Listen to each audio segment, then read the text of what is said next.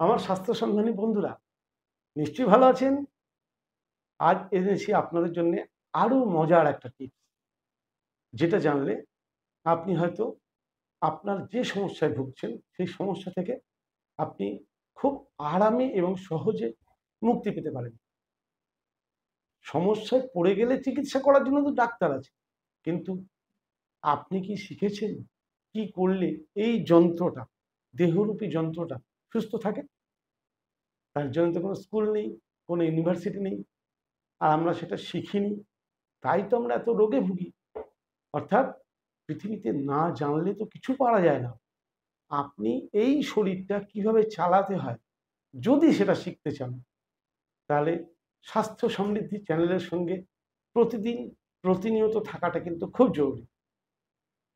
যারা আমার চ্যানেলে আজকে নতুন এসেছেন, অবশ্যই চ্যানেলটিকে সাবস্ক্রাইব করে নেবেন। তাহলে আগামী দিনে এইরকম সহজ কোনো টিপস আপনি মিস করবেন না। আর যারা রোজ দেখছেন, লাইক, শেয়ার ও কমেন্ট করতে কিন্তু ভুলবেন না। কেমন লাগছে সেটাও জানাবেন। তাহলে শুরু করা যাক স্বাস্থ্যের সূত্র সন্ধানে আমাদের যাত্রা। আজকে আমি আমার একটা পুরনো ভিডিও কপালভাতির ওপর বহু প্রশ্ন এসছে।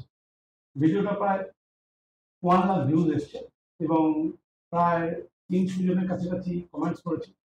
তার মধ্যে কমন কটা কমেন্টস আছে, যে কমেন্টগুলো আমি মনে করলাম যে আপনাদের যে প্রশ্ন, সেই প্রশ্ন মনে যে প্রশ্ন দূর করাটা খুব জরুরি।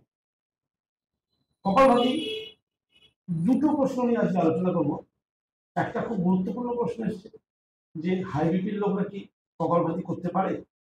অবশ্যই কপালভাতি প্রাণায়াম যদি হাই বিপি যাদের আছে তারা যদি করতে যায়, ক্ষতি হওয়ার চান্স। সবার প্রথম এক্ষেত্রে বোঝার জন্য একটা জিনিস বুঝে নিতে হবে, আমরা ছোট থেকে যখন বড় হই, মা বাবা শেখায় বড় রাস্তায় যাস না, বিপদ হওয়ার চান্স। আমরা কিন্তু আস্তে আস্তে বড় হই এবং বড় রাস্তায় যাওয়াও শিখি।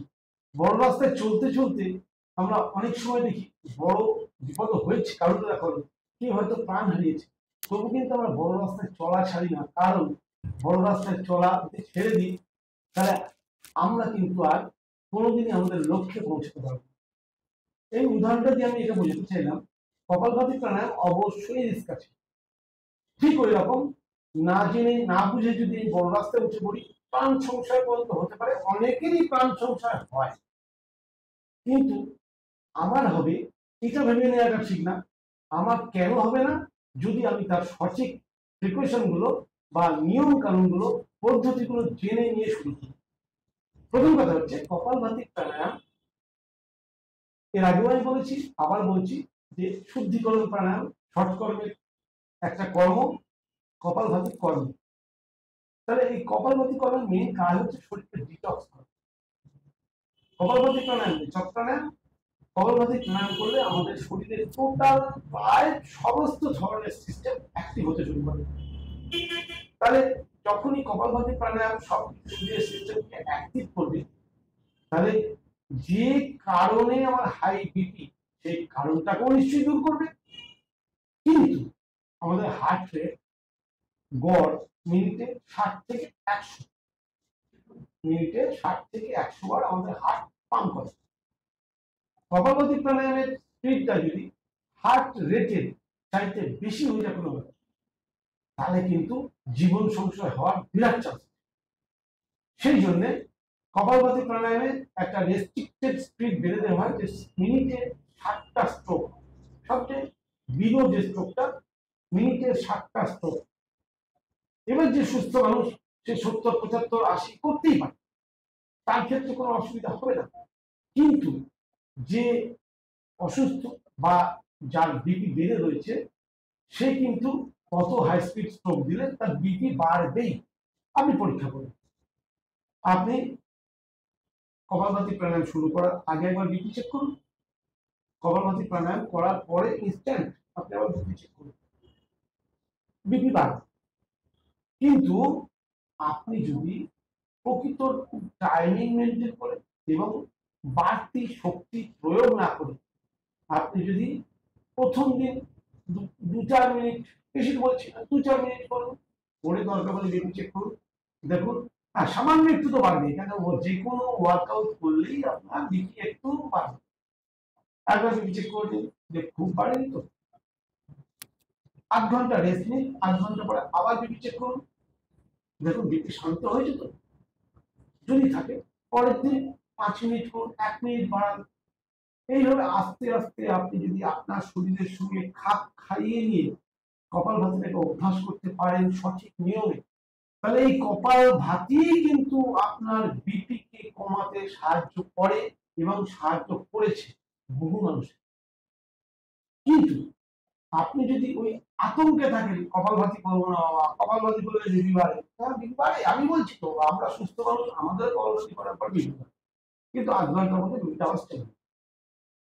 আপনি সেটা যদি ভয় পেয়ে গিয়ে কপালভাতি না করেন, তাহলে কিন্তু আপনি ওই যে লক্ষ্যে পৌঁছানোর টার্গেটে পৌঁছতে পারবেন না। কারণ হচ্ছে যে রাস্তায় তো ভয় আছেই, কিন্তু তার মধ্যেও আমাকে সাবধানতা অবলম্বন করে চারিদিকে খেয়াল রেখে আমাকে লক্ষ্যে পৌঁছাতেই হবে। বহু লোকের মৃত্যু হয়, সেই ভয়ে তো আমরা রাস্তায় বেরোনো বন্ধ করি না, এক্ষেত্রেও তাই। অতএব কপালভাতি প্রাণায়াম অবশ্যই করতে পারেন যাদের হাই বিপি রোগ আছে, সেক্ষেত্রে খুব দায়িত্বে, নিজের দায়িত্বে অথবা কোনো একজনের গাইডেন্স, কিন্তু করতে পারবেন না এটা কিন্তু আমি মানলাম না। বিপি যতই হোক না কেন তাকে কপালভাতি প্রাণায়াম করানো যায়। এবার যায় কারা করতে পারে না, তার জন্য আরেকটু বলতে হবে। প্রথম পয়েন্ট হচ্ছে কপালভাতি প্রাণায়াম, রেচক প্রাণায়াম আপনার শক্তি ক্ষয় হয়। কপালভাতি প্রাণায়ামের আগে অন্তত কিছুক্ষণের জন্য হলো ভাস্ত্রিকা প্রাণায়াম করে নেওয়া উচিত, আপনার শক্তি শরীরে সঞ্চিত হয়। ভাস্ত্রিকা প্রাণায়াম পূরক প্রাণায়াম, আপনার শরীরে শক্তি সঞ্চিত হবে। এবার আপনি কপালভাতি প্রাণায়াম করলে আপনার শক্তি ক্ষয় হলেও শরীরের জন্য হার্মফুল হবে না। অনেকেই মনে করেন শুধু কপালভাতি প্রাণায়াম করলেই আমার হয়ে যাবে, কিন্তু না, কপালভাতি প্রাণায়াম করার পর অবশ্যই অনুলোম বিলোম প্রাণায়াম করা উচিত। তা না হলে আপনার শরীরের যে ক্ষয়টা হলো বা রেচক প্রাণায়াম করার ফলে যে শরীর থেকে টক্সিন রিমুভ হলো, সেই জায়গাটা পূরণ করবে কে? প্রাণ শক্তি। অর্থাৎ অনুলোম বিলোম প্রাণায়াম আপনাকে করতেই হবে। এইভাবে যদি আপনি ব্যালেন্স করে কপালভাতি প্রাণায়াম অভ্যাস করেন, তাহলে আপনি হাই বিপিতেও সম্পূর্ণরূপে নিরাপদে কপালভাতি প্রাণায়াম অভ্যাস করতে পারে। কিন্তু শুনেছে, লোকে বলেছে কপালভাতি করতে নেই হাই বিপিতে, কথাটা ঠিক, কিন্তু ওই হাই বিপি কে কন্ট্রোল করতে গেলেও কিন্তু কপালভাতি প্রাণায়াম আপনাকে সাহায্য করবে। এবার আপনি বলবেন আমি যে কপালভাতি প্রাণায়াম করছি আমার তো বিপি কমছে না। আচ্ছা, শুধু কি শরীরটা প্রাণ শক্তি দ্বারা চলে? না, শুধু প্রাণায়াম তো আপনার বিপি কে কম করবে না। আপনি যদি ট্রাইগ্লিসারাইড ইনটেক না কম করেন, আপনি যদি ফ্যাট ইনটেক না কম করেন, তাহলে কি হবে?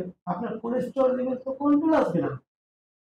আপনি প্রচুর ভাজাভুজি খাচ্ছেন, প্রচুর প্রসেস ফুড খাচ্ছেন, প্রচুর কেমিক্যাল ফুড খাচ্ছেন, আপনার তো কোলেস্টেরল লেভেল কন্ট্রোলে না আসছে, ব্লাড ভেসেলস যতক্ষণ রিল্যাক্স না হচ্ছে, আপনার বিপি কমবে না। অতএব যে কোনো একটা বিষয়ে আপনি যদি পুরো উপকার চান, তাহলে কিন্তু মাথায় রাখবেন ব্যালেন্স। দেখুন, বিপি একজন বিপি রুগীরও আছে, আমারও আছে। যদি বাড়ে তাকে বলা হয় হাই প্রেশারের রোগী, আর যদি কমে তাহলে বলা হয় লো প্রেশারের রোগী। মধ্যস্থতায় সুস্থ মানুষ, অর্থাৎ নর্মাল প্রেশার। নর্মাল প্রেশার তখনই সম্ভব যখন আপনি সবকিছু ব্যালেন্স করে চলবেন। আপনার সঠিক ডায়েট চাই, সঠিক ফিজিক্যাল এক্সারসাইজ চাই, সঠিক প্রাণায়াম চাই, সঠিক স্ট্রেস ফ্রি লাইফ চাই, প্লাস সঠিক ঘুম চাই। নিশ্চয়ই বুঝতে পারলাম যে কপালভাতি প্রাণায়াম করবেন কি করবেন না। কপালভাতি প্রাণায়াম কিভাবে করতে হয় সেটা তো আমার আগের একটা ভিডিও দেয়া আছে, লিঙ্কটা আমি ডেসক্রিপশন বক্সে দিয়ে দেবো, আর একবার দেখে নেবেন। ওতে অনেক কিছু সূক্ষ্ম সূক্ষ্ম নিয়ম সম্বন্ধে আলোচনা করব। দ্বিতীয় প্রশ্ন, অনেকেই প্রশ্ন করেছেন আমার আলসার আছে, আমি কি করতে পারবো? অনেকে বলছেন আমার আইবিএস আছে, আমি কি করতে পারবো? দেখুন, প্রাণায়াম সব করতে পারবে, সবাই করতে পারবে, কিন্তু আপনার জন্য ঠিক কোন প্ল্যানটা কতটা প্রয়োজন এইটা কিন্তু সোশ্যাল মিডিয়া দেখে বা ইউটিউব থেকে সম্ভব। এটার জন্য যে কোনো একজন যোগ বিশেষজ্ঞর কাছে যান। এবার হয়তো আপনার পেটে আলসার আছে, আপনাকে এখন কপালভাতি করানো যাবে না, কিন্তু আপনি কোনোদিন কপালভাতি করবেন না এটা কিন্তু হতে পারে। তাহলে আলসারকে সুস্থ করার জন্য যে যে ব্যবস্থা, সেই ব্যবস্থাগুলো প্রাকৃতিক ভাবে করার পর আপনাকে কপালভাতি কিন্তু আগামী দিনে যাতে আলসার না হয় তার জন্য হেল্প করবে। অতএব যার যে রোগই হোক না কেন, সেই রোগে সে করতে পারবেন কিনা একটা বিশেষজ্ঞর পরামর্শ নিয়েই নিন। সবকিছু সোশ্যাল মিডিয়া দ্বারা সম্ভব না, এগুলো প্র্যাকটিক্যাল অভিজ্ঞতা। সেই যার কাছে যাবেন তিনি আপনার সুবিধা অসুবিধা যাচাই করবেন, কতটা প্রাণায়াম দরকার আছে। কারণ কপালভাতি প্রাণায়াম 15 মিনিট করলে উপকার হয়, কাউকে 1 ঘন্টা টানা করতে হয়, কাউকে একবার করলে হয়, কাউকে দিনে 2বার করতে হয়। অর্থাৎ কার কতটা প্রয়োজন, কিভাবে করবে সেটা নির্ভর করছে তার শারীরিক কন্ডিশনের উপরে। সেটা কিন্তু আলাদাভাবে কোনো যোগ বিশেষজ্ঞ না আপনাকে দেখে কখনো সেটা সিদ্ধান্ত দিতে পারে না যে আপনি এই প্রাণায়ামটা করবেন কি করবেন। এই দুটো প্রশ্ন আমার কাছে মনে হয়েছিল যে আপনাদেরকে জানিয়ে দেওয়া খুব দরকার। অনেকেই প্রায় প্রায় 70 থেকে 80 জন আমাকে এই দুটো পয়েন্টের উপরে প্রশ্ন করেছিল, তার উত্তর দিলাম। কেমন লাগলো সেটা অবশ্যই কমেন্টে লিখতে ভুলবেন না। আর যারা নতুন দেখলেন এই প্রোগ্রামটি তারা অবশ্যই চ্যানেলটি সাবস্ক্রাইব করে নেবেন, তাহলে কিন্তু আগামী দিনে এই ধরনের কোনো নোটিফিকেশন আপনি মিস করবেন। আর যদি আমার সঙ্গে সাক্ষাতে আরো বিশদে জানতে চান তাহলে শেয়ারাফুলিতে স্বাস্থ্য সমৃদ্ধি কেন্দ্রে আমার সঙ্গে সাক্ষাৎ করতে পারেন। প্রতি সপ্তাহে বুধ থেকে রবি পর্যন্ত আমি শেয়ারাফুলিতে থাকি, অতএব আমার সঙ্গে এসে সাক্ষাৎ করতেই পারেন। যোগাযোগ আমার ডেসক্রিপশন বক্সে মোবাইল নাম্বার দেওয়া আছে, সমস্ত অ্যাড্রেস পাবেন। সাক্ষাতে দেখা করলে আমি আপনাদের আরো ভালোভাবে গাইড করতে পারবো আমার সাধ্য এবং আমার জ্ঞান অনুযায়ী। নমস্কার, আগামী ভিডিওতে নিশ্চয়ই আবার দেখা হবে। সবাই ভালো থাকবেন, সুস্থ থাকবেন, প্রত্যহ শরীর চর্চা করবেন। শরীর চর্চায় আমাদের সুস্থ থাকার মূল রহস্য। নমস্কার।